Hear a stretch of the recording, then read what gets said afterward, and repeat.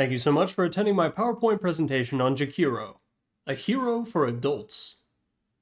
Jakiro is a ranged intelligence support hero whose most iconic feature is making sure that your team has everything it needs. He's a hero for the type of person who makes sure that everyone goes to the bathroom before the start of the road trip, and if Dazzle is banned, he's a great choice for the team mom. In terms of what he actually does in the game, it mostly boils down to various damage over time effects. He can apply up to 3 of them at any given time, and the most versatile of them all is his Q, Dual Breath. This ability does a significant amount of magic damage over the course of 5 seconds, while also slowing the target's movement speed and attack speed. It's a little funky because it's actually 2 different effects, meaning that it's possible to get hit by the damage over time while avoiding the slow, or vice versa. His second damage over time option is actually one of 2 different orb effects. Shout out to my fellow Onk Dota players. The first, and the one that you'll be using more often, is Liquid Fire, which deals damage over time and significantly slows the attack speed of the affected target. While it's good against heroes, Liquid Fire can also be used on towers, slowing their attack speed and preventing the enemy's glyph of fortification from doing jack shit.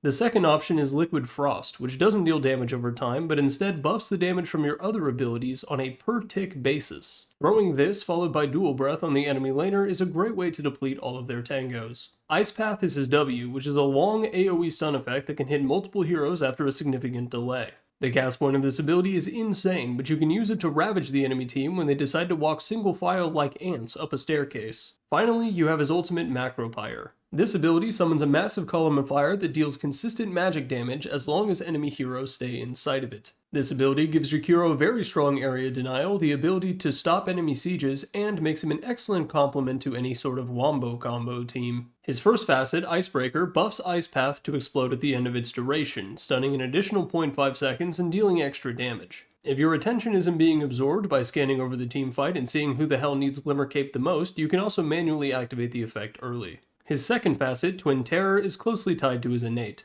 Jakiro's innate makes it so that whenever he attacks, it counts as double but only deals half damage. Twin Terror will slowly reduce the amount of damage reduction affecting your right clicks until it's only 25% at level 18. Surely, there's no reason to go this facet. All of these things combine to make a support that checks pretty much every box a team could ask of a position 5. He's good in team fights, good at sieging towers, good at protecting his own high ground, and has a very strong AoE stun. In my opinion, he's also been a 6.5 out of 10 for the past 4 years of Dota's existence. He's never been top tier, but that means that he's also never really been nerfed. If you're riding the Role Queue Express, don't be afraid to just first select Jakiro once you get a support role. The versatility of your kit will make up for the fact that the other guy will attempt to pick Pudge, get it banned, and then play position 4 Leshrac.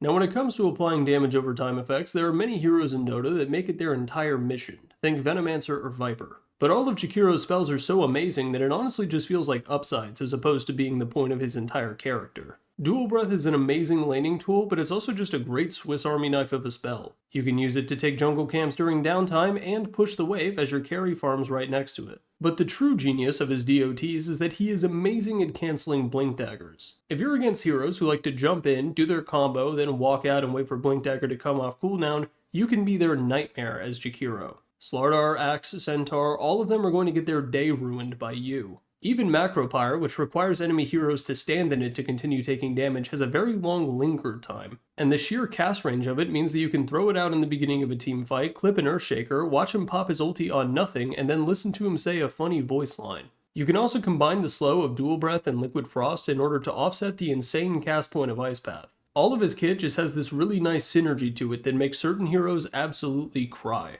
And if that still isn't enough for you, you'll be happy to know that his Aghanim Scepter allows him to turn the team fight into a bowling alley. This ability allows Jakiro to cosplay as Invoker and sets down 2 ice walls next to the Macro Pyre. Unless the enemy has a BKB ready to go or a mobility spell on deck, they're going to be sitting there taking an unholy amount of damage struggling to get out. And even if they do have a BKB, it also changes the damage type to Pure. Pair this up with at least one other big team fight ulti like a Ravage or a Black Hole, and you're going to exit this game with 4 Role Queue tokens in your back pocket. Now earlier I mentioned a little bit about Jakiro's innate and how it works, but I don't think I conveyed just how much misery it causes to certain heroes. There are a lot of heroes in Dota these days that require you to play a little mini-game where you have to right-click something. In this category, Jakiro is uniquely privileged, even above Snapfire in my opinion. Weaver Bugs, Tombstone, Shaman Snake, Supernova, Netherward, The Lamp, all of them are weak to Jakiro. You're already great at melting refraction charges thanks to all the DOTs in your kit, but you add your right clicks into it, and that ability may as well last a quarter of a second. Even in games where you're not facing any of these heroes, you're just better at de-warding than any other hero in the game. You get a permanent Geminate attack, and that's probably making you wonder if Jakiro can be played as a core. The answer is yes in highly specific circumstances, but for the most part it's just lane cheese, and I can't really recommend it at all. There's no way I'll be talking about it later in this video. Real quick, if you enjoy my content and you'd like to help me continue making it, please take a look at the Patreon. The lowest tier is only $3, and the higher tiers get access to bonus videos and special goodies like custom audio recordings and handwritten letters. A Gamba company recently reached out and asked to sponsor my content, and while it really hurt my wallet to do so, I ultimately chose to decline. I'd like to keep the channel free from that sort of thing for as long as I can. The Patreon is my way of making that possible. Please use code PUGNACHAN for 20% off your first month.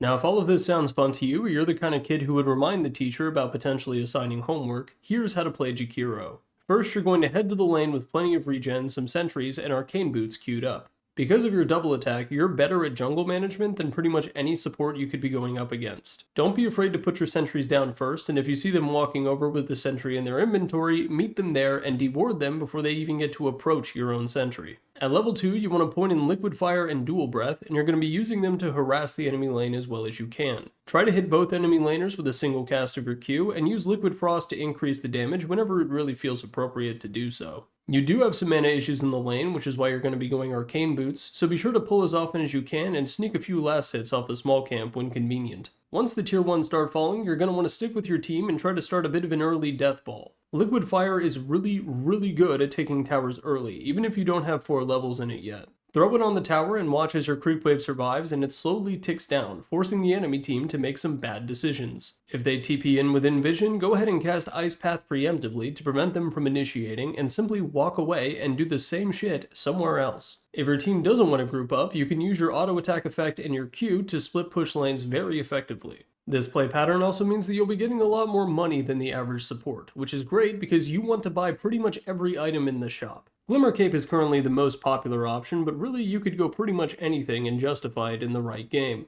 Aether Lens is quite greedy, but I've seen it done to great effect. Ghost Scepter is good against certain enemy lineups, Force Staff against heroes like Night Stalker, Glimmer Cape, Vice, Drums, whatever you really want. Whatever you get, you can probably upgrade it to its better form earlier than most other supports as well, or at least stack even more defensive items on this hero than is really even necessary. The items I've put here don't even cover everything. If you want, you can go Urn of Shadows and start passing out charges after a team fight like a mom handing out Zyrtec at a fall festival. Now heading into the late game, you're going to be trying to use Macropyre about as well as you possibly can. This ability effectively forces the enemy team to relocate themselves in the middle of a fight. I talked earlier about how if you have an Enigma on your team, you can combo it with Black Hole to instantly win a team fight, but you can also exploit the enemy team fight tools in the same way. When the enemy Void pops Chronosphere, you can throw down Macropyre on your mid laner and watch as the Void takes even more damage than them. Picking up an Aghanim Scepter only makes the issue even worse. What is that?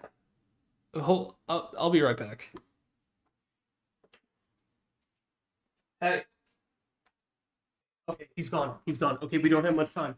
Okay, this is Dota 2 PowerPoints from the future. I'm here to tell you how to really play Jakiro, okay? You're not going to go support. That's bitch shit. You're going to be going to the off lane. That's right, baby. We're going to jack off. So here's what you do. You go Jakiro, you max out your orb effect. You basically ignore Dual Breath. You get 1 point in it and leave it as it is. Go ahead and put a point in fucking stats for all I care. I don't care, but if you do, that's what you can do. You're going Witchblade. Power Treads, Witchblade. You need the attack speed. You can swap it to Int to make Witchblade deal even more damage with the on-time thing. Then you're going to be maxing on hit effects.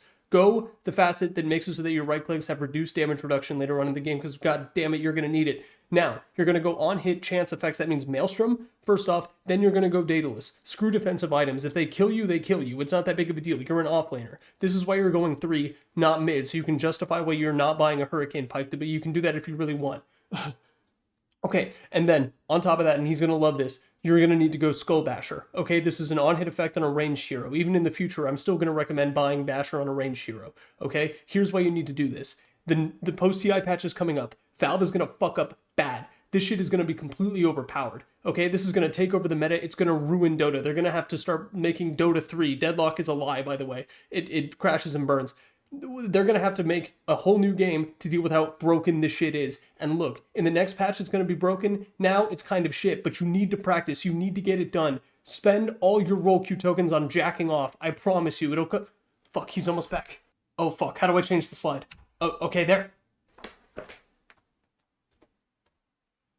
Alright. Sorry about that. My dog caught on fire. Oh, yeah. I wrote a little bit here about interacting with enemy spells using your own right clicks. Feel free to read it if you like. Now, if you're tired of losing to Jakiro, or you're the type of person who thinks accepting unlabeled pills from strangers can lead to a long and healthy life, here's how to beat him.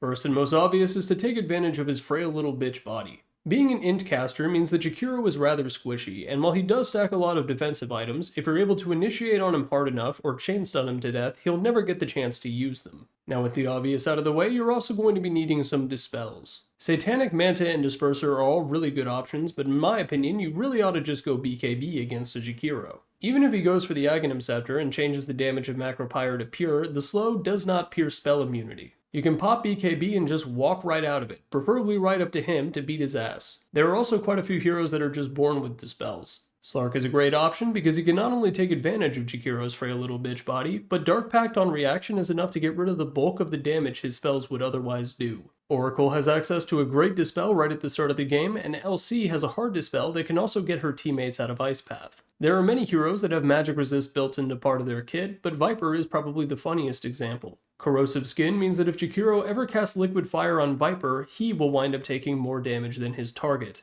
Lastly, it's not a direct counter, but Rubik is a great hero to play against Jakiro. Ice Path is a massive AoE stun that is balanced by its cast point, and that is something that Rubik can conveniently ignore. Seasoned Rubik veterans will oftentimes prioritize Ice Path over other ultimates. That's how good it is.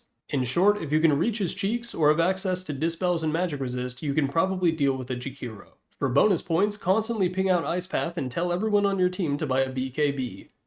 Even the supports.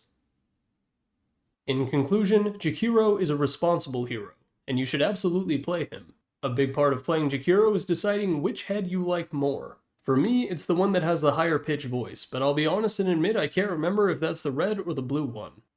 Peace on planet Earth.